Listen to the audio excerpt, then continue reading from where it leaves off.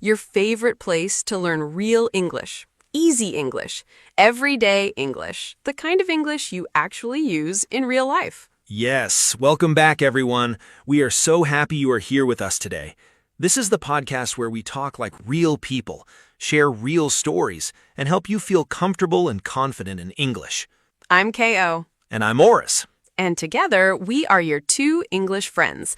Not your teachers with a big stick, just your friends who really want to help you grow. Exactly. No boring grammar rules today, just real talk, real English, real life. So, Oris, how are you feeling today? Because I have to say, you look a little different, like something happened this morning. You noticed that? Okay, yes, something small happened, and it made me think a lot. Tell us, what happened? So I was getting ready in the morning, and I looked in the mirror, and my very first thought was, ugh, you look tired. Why is your hair like that? You didn't sleep enough. Oh no, you were being mean to yourself before breakfast. Before breakfast, before coffee, before anything. My first conversation of the day was with myself, and I was rude to myself. That is so real, though. So many people do exactly that. And then I stopped. I thought, wait, if a friend looked in the mirror and said those things out loud, I would say, hey, don't talk about my friend like that. Yes, you would defend your friend immediately. Immediately, no question. But when it is me, I just accept it. I let those unkind words stay in my head all morning.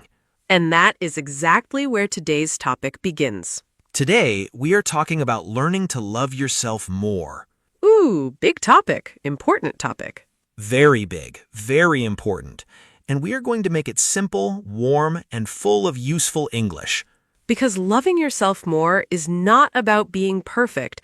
It's not about thinking you're better than everyone else. No, it is something quieter, something kinder. It's about treating yourself like someone who matters, because you do. And if you're an English learner listening right now, you already showed love for yourself today just by being here. Learning something new is an act of self-love. You chose to grow today. That matters. So if you are a beginner, welcome. Just relax and listen. If you are at a middle level, B1 or B2, this episode is perfect for you. You will understand almost everything and pick up beautiful new phrases along the way. And if you're more advanced, stay with us. The ideas today go deep, and the English is rich and natural.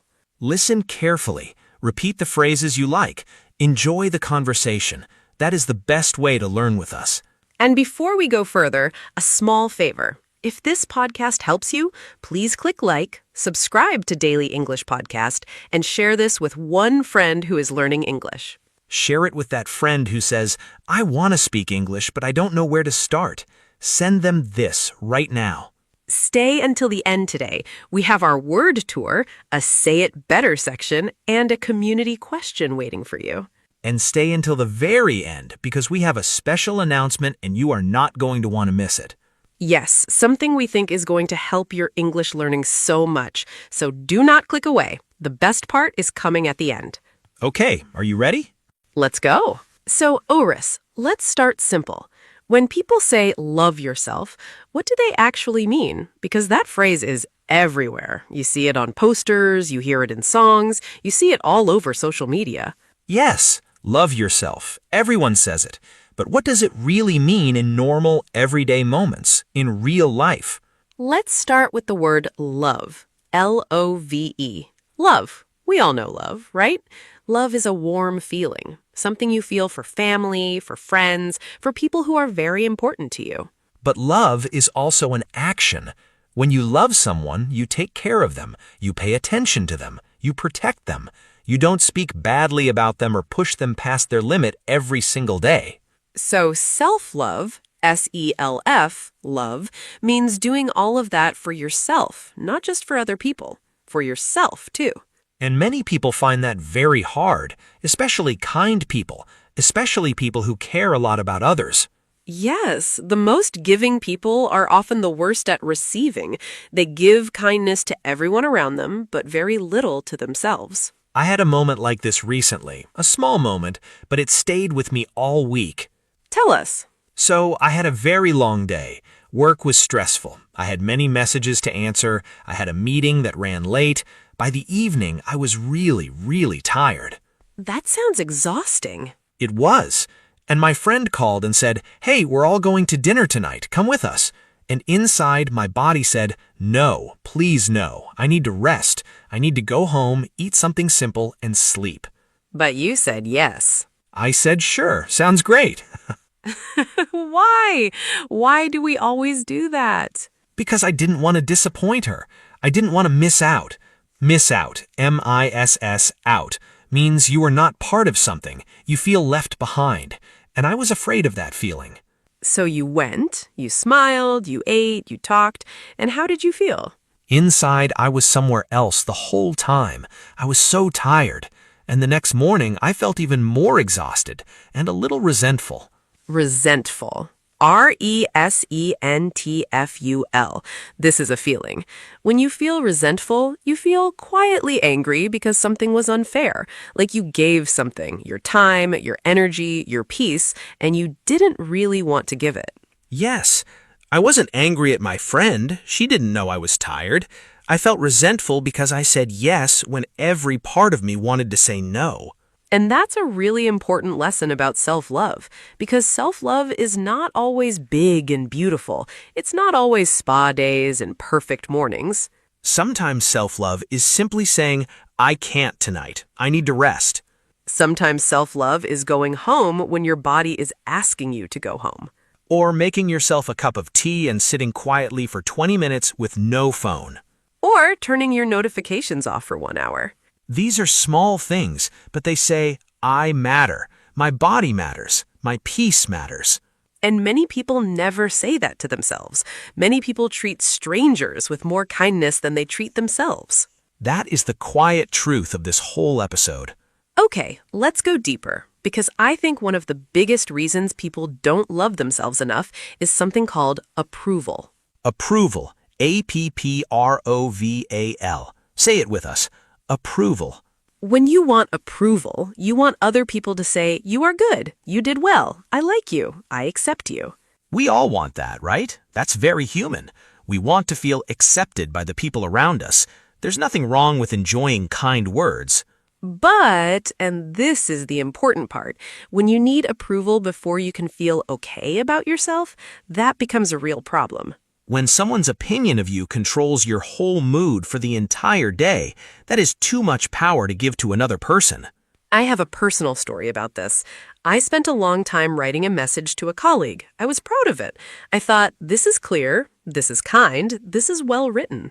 Okay, you felt good about your work. Yes, and I waited for the reply, and the reply finally came, and it said, okay. Just okay? Just okay. One word.